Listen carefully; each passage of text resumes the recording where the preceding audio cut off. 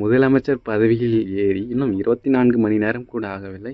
அதற்குள்ளாக டிவிகே கட்சியின் மீது ஒரு குற்றச்சாட்டை வைக்கிறார்கள் திமுகவும் மற்றும் மார்க்சிஸ்ட் கம்யூனிஸ்ட் கட்சியை சேர்ந்தவர்கள். அது என்ன குற்றச்சாட்டுன்னு பார்த்தீங்கன்னா, விஜய் பதவி ஏற்பின் பொழுது தமிழ்தாய் வாழ்த்து என்பது 3வது இடத்திற்கு போய்விட்டதாகவும், முதலில் வந்தே மாதரம் என்ற சாங்கையும் 2வதா தேசிய கீதமும் பாடப்பெற்றது. இது தமிழ்நாட்டு மரபை மீறி செயல்பட்டு விட்டார்.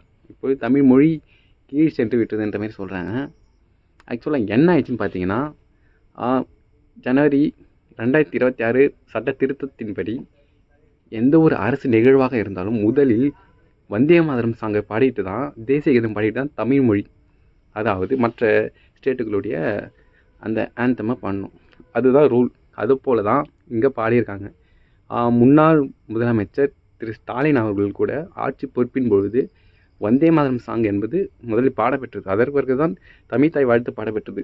இதனையும் இங்கே நோட் பண்ணணும். ஏன்னா இது வந்து ஆளுநர் பதவி பிரமாணம் செய்து வைக்கிறார். ஆனால் ஆளுநரின் ஆணைக்கிணங்க தான் இங்கே செயல்பட முடியும். நாம் எதுவும் சொல்ல முடியாது. இங்கு ஆளுநர் டியூஸ்டன் பிரகாரம் தான் அவர் பதவி பிரமாணம் செய்து வைப்பார்.